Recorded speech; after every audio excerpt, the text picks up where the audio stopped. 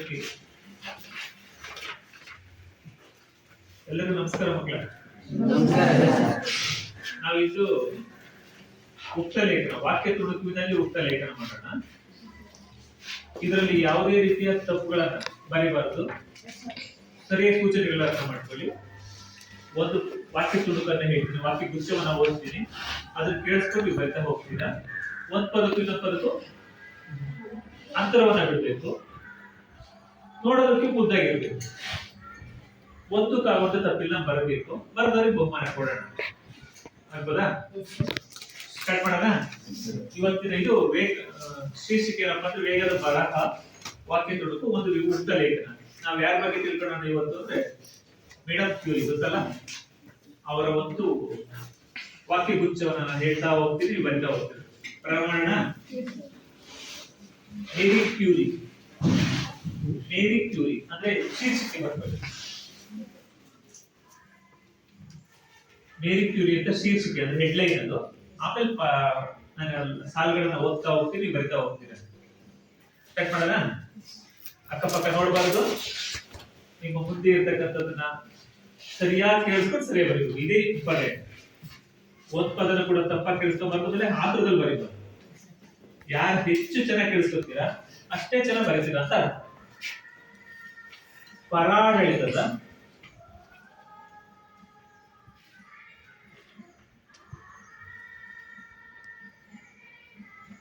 ಪದತಲದಲ್ಲಿ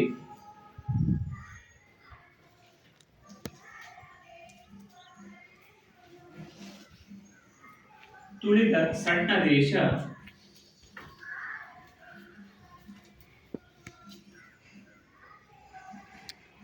ಪೋಲೆಂಡಿನಲ್ಲಿ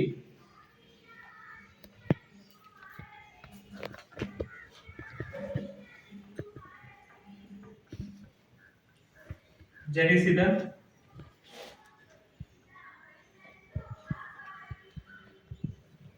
Marie Curie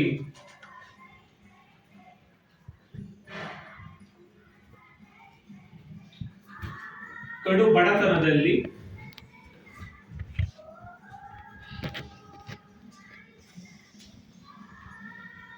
ದುಡಿದು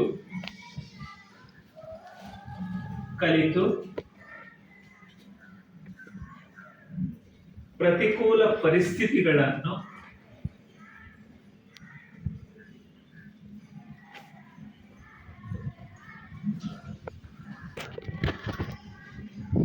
ಮೀರಿ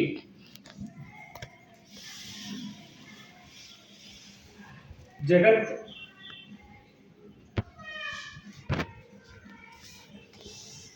ಪ್ರಸಿದ್ಧ ವಿಜ್ಞಾನಿಯಾದದ್ದು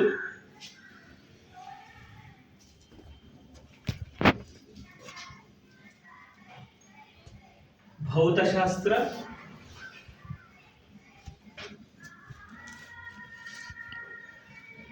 ರಸಾಯನಶಾಸ್ತ್ರ,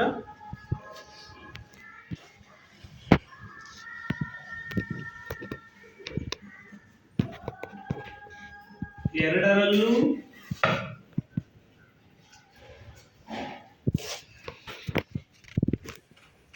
ನೋಬೆಲ್ ಪಾರಿತೋಷಕ ಪಡೆದದ್ದು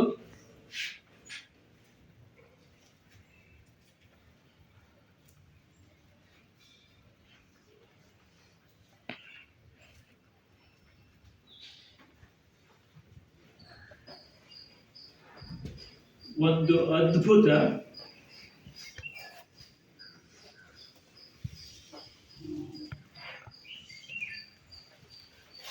ರಮ್ಯ ಕಥೆಯಂತೆ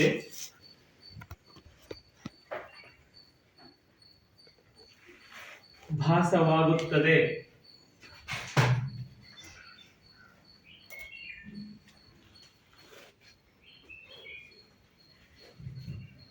ವಿಜ್ಞಾನ ಚರಿತ್ರೆಯಲ್ಲೇ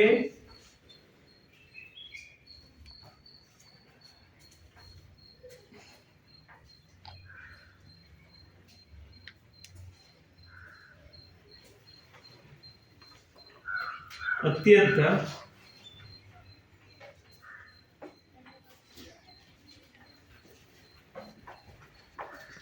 ಕಷ್ಟದ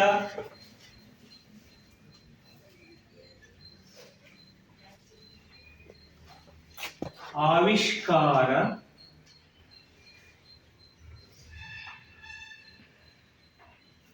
ರೇಡಿಯಂ.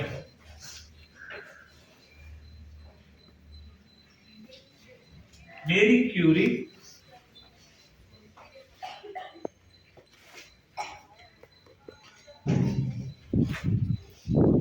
ಆಧುನಿಕ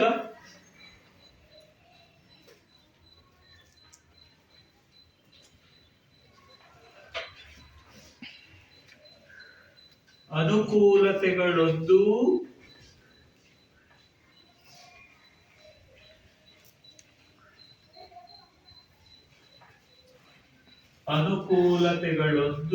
ಇಲ್ಲದೆ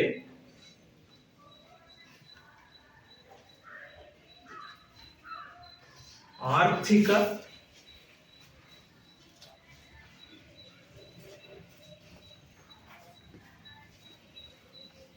ಮುಗ್ಗಟ್ಟಿನಲ್ಲಿ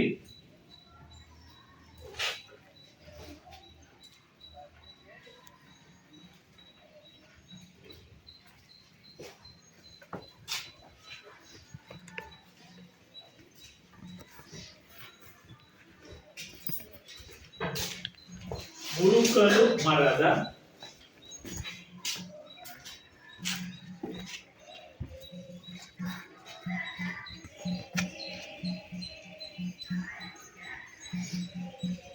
ಕೊಟ್ಟಿಗೆಯೊಂದರಲ್ಲಿ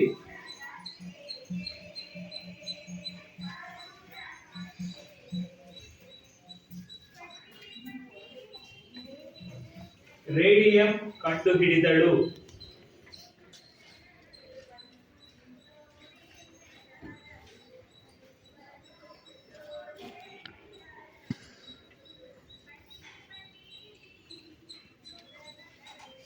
ರೇಡಿಯೋ ಆಕ್ಟಿವಿಟಿ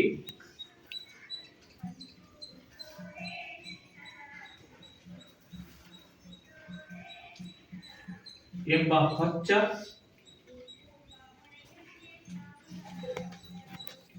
ಹೊಸ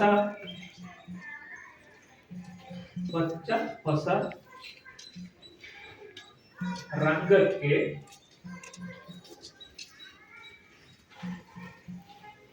ಜನ್ಮ ಕೊಟ್ಟಳು.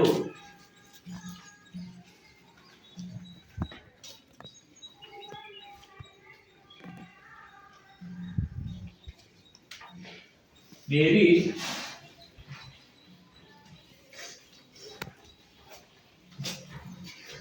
ರೇಡಿಯಂನನ್ನು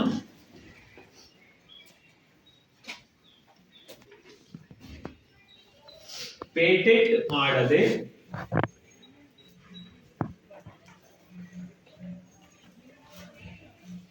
ಮಾನವ ಸೇವೆಗೆ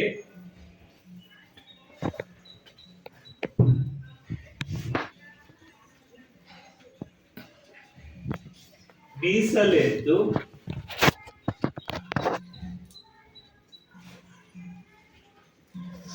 ತನ್ನ ಸಂಶೋಧನೆಯ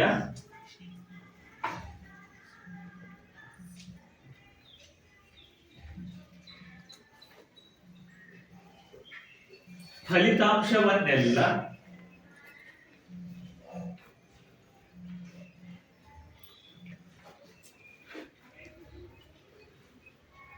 ಪ್ರಕಟಿಸಿದ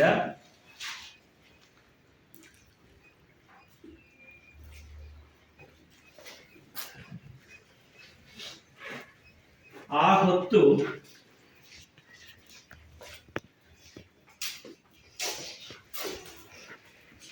ಅಣುಯುಗದ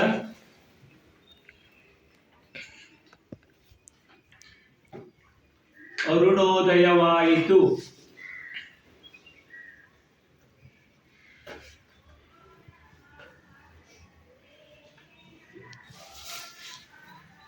ಈಗ ನಾನು ಒಂದು ಪ್ಯಾಸೇಜ್ ವಾಕ್ಯ ಗುಚ್ಛವನ್ನು ಹೇಳಿದ್ದೀನಿ.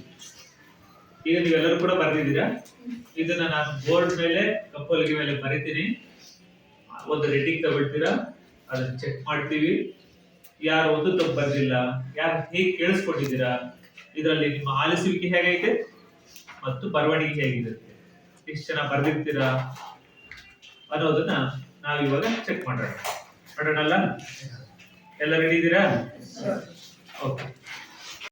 ಓಕೆ ವಿದ್ಯಾರ್ಥಿಗಳು, ನಾವು ಒಂದು ಪ್ಯಾಸೇಜ್ ಅನ್ನ, ಒಂದು ವಾಕ್ಯ ಗುಚ್ಛವನ್ನ ಬರೆದು ಅದರಲ್ಲಿ ತಪ್ಪುಗಳನ್ನ ಕಂಡುಹಿಡಿದು ಹೇಗೆ ಬರೆಯೋದು ಅಂತ ಕಲಿತಾ ಇದ್ದು.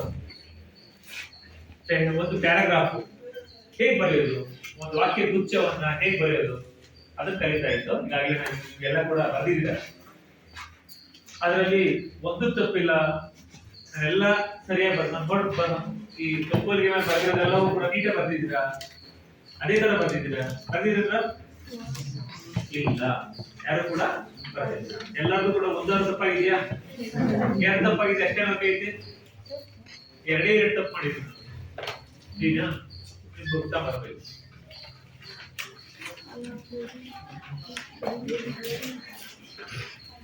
ಈಗ ಈ ಪ್ಯಾರಾಗ್ರಾಫ್ ನ ಓಕೆ ಬೈ ಈಗ ನಾಲ್ಕು ಸರಿ ಓದ್ತಾರೆ, ನೀವು ಸರಿ ಕೇಳಿಸ್ಕೊಳ್ಳಿ. ತಪ್ಪೆಲ್ಲಾದ್ರೂ ಓದ್ತಾರ ಅಂತ ಕಂಡುಹಿಡಿಬೇಕು ಇವತ್ತು. ಓಕೆ, ಒಂದ್ ಸವಾಲ್ ಇವಾಗಿದ್ರೆ ಗೊತ್ತಾ? ಕೇಳಿಸ್ಕೊಳಪ್ಪ, ನೀನು ಒಂದು ತಪ್ಪಿಲ್ಲ ಓದ್ಬೇಕು ಇವತ್ತು. ಸ್ಟಾರ್ಟ್ ಮಾಡೋಣ. ಕರಾಡಳಿತದ ಪದಕಗಳಲ್ಲಿ ಸಣ್ಣ ದೇಶ ಪೋಲೆಂಡಿನಲ್ಲಿ ಜನಿಸಿದ ಮೇರಿ ಕ್ಯೂರಿ ಕಡು ಬಡತನದಲ್ಲಿ ದುಡಿದು ಕಲಿತು ಪ್ರತಿಕೂಲ ಪರಿಸ್ಥಿತಿಗಳನ್ನು ಮೀರಿ ಜಗತ್ಪ್ರಸಿದ್ಧ ವಿಜ್ಞಾನಿಯಾದರು. ಭೌತಶಾಸ್ತ್ರ, ರಸಾಯನಶಾಸ್ತ್ರ ಎರಡರಲ್ಲೂ ನೊಬೆಲ್ ಪಾರಿತೋಷಕ ಪಡೆದರು. ಒಂದು ಬದ್ರಿಕೆಯ ರಂಗಕಥೆಯಂತೆ ವಾಸವಾಗುತ್ತದೆ. ವಿಜ್ಞಾನ ಚರಿತ್ರೆಯಲ್ಲಿ ಅತ್ಯಂತ ಕಷ್ಟದ ಆವಿಷ್ಕಾರ ರೇಡಿಯಂ. ಮೇರಿ ಕ್ಯೂರಿ ಆಧುನಿಕ ಅನುಕೂಲತೆಗಳನ್ನು ಇಲ್ಲದೆ ಆರ್ಥಿಕ ಮುಗ್ಗಟ್ಟಿನಲ್ಲಿ ನುಣುಕಲು ಮರದ ಕೊಟ್ಟಿಗೆಯೊಂದರಲ್ಲಿ ರೇಡಿಯಂ ಕಂಡುಹಿಡಿಯುವುದು ರೇಡಿಯೋ ಆಕ್ಟಿವಿಟಿ ಎಂಬ ಹೊಸ ರಂಗಕ್ಕೆ ಜನ್ಮ ಕೊಟ್ಟರು. ಮೇರಿ ರೇಡಿಯಂನನ್ನು ಪೇಟೆಂಟ್ ಮಾಡದೆ ಮಾನವ ಸೇವೆಗೆ ಇರಿಸಲೆಂದು ತನ್ನ ಸಂಶೋಧನೆಯ ಫಲಿತಾಂಶವನ್ನೆಲ್ಲ ಪ್ರಕಟಿಸಿದ ಆ ಹೊತ್ತು ಅನುಭವಿಸಿದ ಅರುಣೋದಯವಾಯಿತು.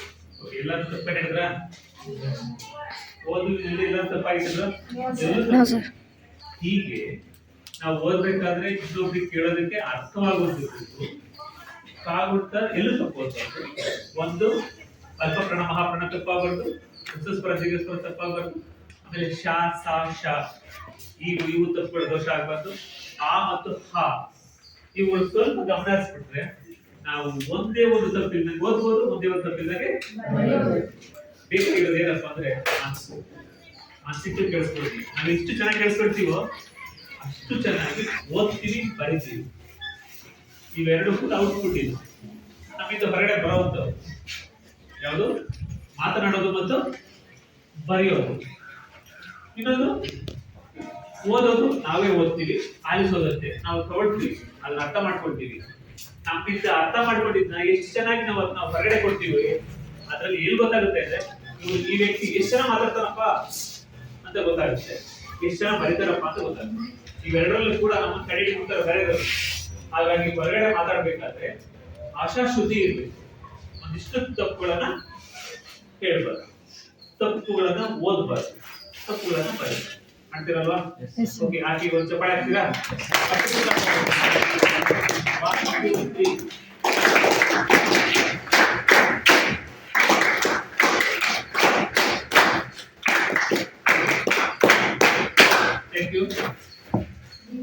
Thank you very much. ಎಲ್ಲರೂ ಕೂಡ ಅರ್ಥ ಮಾಡ್ಕೊಂಡಿದ್ದೀರಿ ಅಂತಿದ್ದೀನಿ. ನೆಕ್ಸ್ಟ್ ನೋಟ್ಸ್ ಬರಬೇಕಾದ್ರೆ ನೀಟಾಗಿ ಬರೀತೀರಲ್ವಾ?